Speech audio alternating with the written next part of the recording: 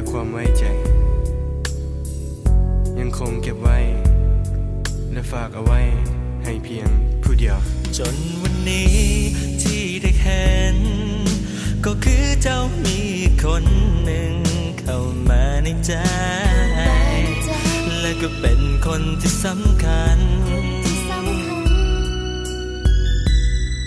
บอกมันเลยทั้งมันต้องจำใจบอกมันเลยทั้งมันต้องเสียใจว่าเจ้ามีคนใหม่เข้ามาแทนในตอนนี้บอกมันเลยว่าเจ้าตัดสินใจให้จากกันไปตอนนี้ให้โดยดี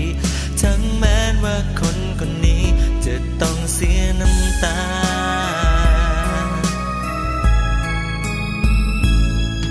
เหลือเพียงความจริงก็คือเจ้านี้กันไปเก็บมันเอาไว้รอวันที่ใจหายดีบอกเคยคิดเลยว่าเฮาต้องเดินแยกทางระหว่างเฮาสองต้องมีเขาเพิ่มมีคนจนวันนี้ที่ได้เห็นก็คือเจ้ามีคนหนึ่งเข้ามาในใจและก็เป็นคนที่สำคัญบอกมันเลยทั้งมันต้องซ้ำใจบอกมันเลยทั้งมันต้องเสียใจว่าเจ้ามีคนใหม่เข้ามาแทนในตอนนี้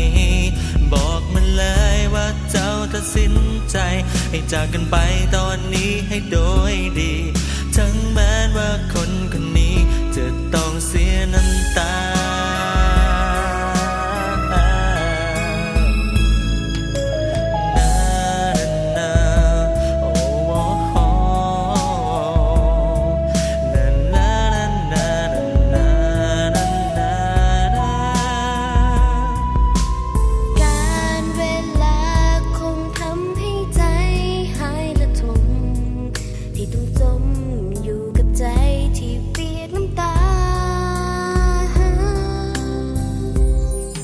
บอกกันเลยทั้งมันต้องซ้ำใจ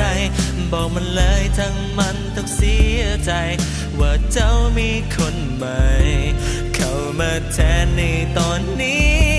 บอกมันเลยว่าเจ้าตัดสินใจให้จากกันไปตอนนี้ให้โดยดีทั้งแม้ว่าคนคนนี้จะต้องเสียน้ำตา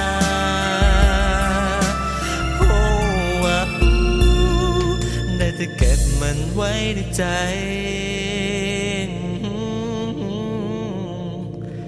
This is sad story ตลอดกาล